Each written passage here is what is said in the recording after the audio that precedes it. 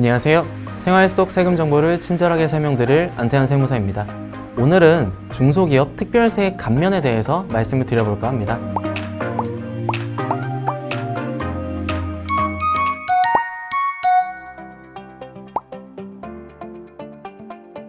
우선 이 중소기업 특별세 감면이 어떤 거냐를 말씀을 드리면, 세법상 중소기업이 세법에서 열거하고 있는 업종으로 사업을 하고 있다면 일정 퍼센트를 법인세나 종합소득세에서 줄여주는 그런 역할을 하는 게 중소기업 특별세 감면입니다.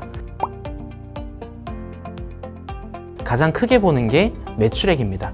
매출액이 이것도 업종별로 다 다른데, 일정 업종에서 매출액이 이만큼 이상 넘어가면은 중소기업으로 보지 않는다, 뭐 중견기업으로 본다거나 이렇게 넘어간다라고 되어 있습니다. 근데 이 매출액의 기준이 가장 낮은 업종을 말씀드리면, 가장 낮은 업종의 매출액이 400억이에요. 그러니까 다른 업종, 뭐 음식점을 하시든 도소매를 하시든 그분들은 400억보다 높으실 건데, 내 매출액이 400억이 안 된다라고 하면은 나는 중소기업이구나 라고 생각을 하시면 될 것 같습니다. 호텔업, 여관업, 그리고 뭐 마사지업, 뭐 사행성 관련된 오락업, 그리고 주점업 중에서 유흥주점, 이런 데는 중소기업 보지 않습니다. 매출액이 400억이 안 된다 하더라도 중소기업으로 보지 않기 때문에 이분들은 제외가 된다고 생각을 하시면 되겠습니다. 이 중소기업 특별세 감면은 법인세나 종합소득세 신고할 때 적용하시는 거예요. 법인은 법인세 신고할 때, 개인은 종합소득세 신고할 때 그 감면 혜택을 적용을 해서 신고를 하게 되면 적용돼가지고 그만큼 세금이 줄어들게 됩니다. 이 업종 같은 경우에는 세법에 굉장히 여러 가지 열거를 해뒀어요. 뭐 대표적으로 도소매업, 뭐 건설업, 제조업, 이런 분들 등등, 이런 분들은 받을 수 있는데 음식점업은 해당받을 수 없기 때문에 요거 좀 주의하셔야 될 것 같고요. 그럼 이 중소기업 특별세 감면은 얼마까지 감면을 해주냐? 근데 이거를 금액으로 나타내지 않고 있고요. 퍼센트로 나타내고, 금액은 한도만 있습니다. 퍼센트는 도소매업 같은 경우에는 10%, 그리고 도소매업 외에 다른 업종들은 최대 30%까지 세금을 공제해주기 때문에 굉장히 혜택이 큰 거죠. 내 사업자 있는 소재지가 수도권이냐 아니냐에 따라서도 달라져요. 제가 말씀드린 10%와 30%는 수도권이 아닌 경우에 말씀을 드린 거고요. 만약에 사업자가 수도권에 있다라고 하면은 이 퍼센트보다 조금 더 낮아집니다. 내 사업장 소재지가 어딘지를 먼저 확인하시는 게 가장 좋을 것 같습니다. 이 중소기업 특별세 감면의 감면 한도는 최대 1억 원까지 감면을 받을 수 있습니다. 자, 그런데 여기서 감면 한도가 줄어드는 경우가 있어요. 제가 직원을 3명을 두고 있었습니다. 이제 그냥 일용직 말고 상시 근로자라고 해서 흔히 얘기하면 이제 4대 보험 가입한 직원을 3분을 두고 있었는데, 이 3분 중에 2분이 이번 연도에 퇴사를 했어요.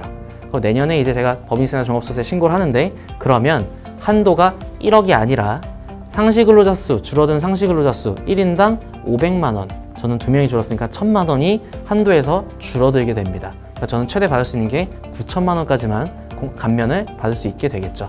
꼭 이 어떤 업종들이 되는지 확인하셔서 내가 거기에 해당되는지도 확인해서 세금 혜택을 받으시면 좋을 것 같습니다.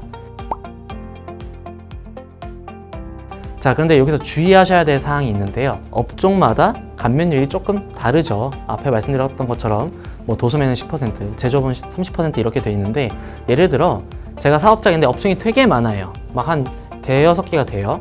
그래서 저는 거기서 제조업도 하고 도소매도 합니다. 그러면 나는 그럼 제조업을 하니까 나는 30% 감면을 받을 수 있겠구나가 아니라, 제조업에 관련돼서 계산한 세금에 대해서는 30%, 도소매에 관련돼서 계산한 세금에 대해서는 10% 이렇게 구분해서 받으셔야 돼요. 해당되지 않는 업종인데 신청을 해서 나중에 세금을 토해내는 경우도 있고요. 반대로 해당이 되지만 도소매도 포함해서 30% 공제를 한 번에 받아버려서 또 나중에 세금을 토해내는 경우도 있으세요.